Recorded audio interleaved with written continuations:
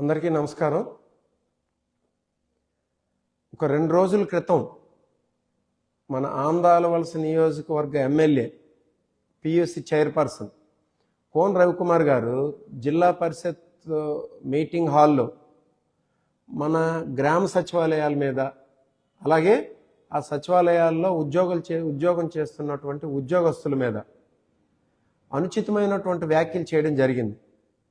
అవి సచివాలయాలు కాదు, ఏదో ఇంకా పనికిమాలను మాట్లాడుతూ, అలాగే వాళ్ళు అనేవాళ్ళు ఉద్యోగస్తులే కాదు, వాళ్ళకి సరైన పనిపాటు ఏం లేదు అన్నటువంటి అనుచిత వ్యాఖ్యలు చేయడం అనేది మొన్న 2 రోజుల క్రితం శ్రీకాకుళం జిల్లా పరిషత్ సమావేశంలో మాట్లాడడం జరిగింది. అసలు ఇది మొదటి నుండి కూడా, కూటమి ప్రభుత్వం ఏర్పడినప్పటి నుండి కూడా ఈ సచివాలయ వ్యవస్థ మీద కానీ, సచివాలయ ఉద్యోగస్తుల మీద కానీ ఇటువంటి అనుచిత వ్యాఖ్యలు చేయడం అనేది మనం చూస్తూనే ఉన్నాం. ఎందుకనంటే ఈ సచివాలయ వ్యవస్థ ఏర్పాటు చేసినటువంటి వ్యక్తి మన జగన్మోహన్ రెడ్డి గారు.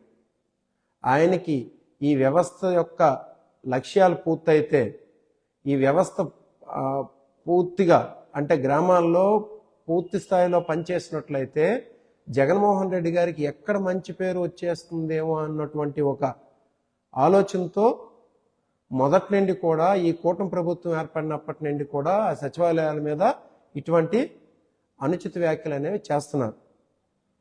ఈ సచివాలయాల ఏర్పాటు అనేది ఇది జగన్మోహన్ రెడ్డి గారి మానసపుత్రిక అయినా కానీ ఇది రాజ్యాంగంలో పొందుపరిచినటువంటి అంశాలు. ఇది గాంధీజీ కళ్ళకన్నటువంటి గ్రామ స్వరాజ్యం. ఇది రాజ్యాంగంలో ఏదైతే పొందుపరచబడ్డారో అధికార వికేంద్రీకరణ జరగాలని చెప్పేసి అందులో భాగంగా ఏర్పాటు చేసినటువంటి వ్యవస్థలే ఈ గ్రామ సచివాలయాలు. ఈ గ్రామ సచివాలయాలను ఒకసారి చూసినట్టయితే వీటి ద్వారా మన గ్రామాల్లోకే పరిపాలన తీసుకొచ్చి మన ఇంటి వద్దకే, మన వాకిట్లోకే, డోర్ స్టెప్ దగ్గరికే పాలనని, పౌర సేవల్ని పారదర్శకంగా అందించినటువంటి ఒక వ్యవస్థే ఈ సచివాలయ వ్యవస్థ. ఇటువంటి వ్యవస్థ దేశంలో ఇంకో రాష్ట్రంలో కూడా ఏర్పాటు చేయలేదనేది మనం గుర్తెరగాలి.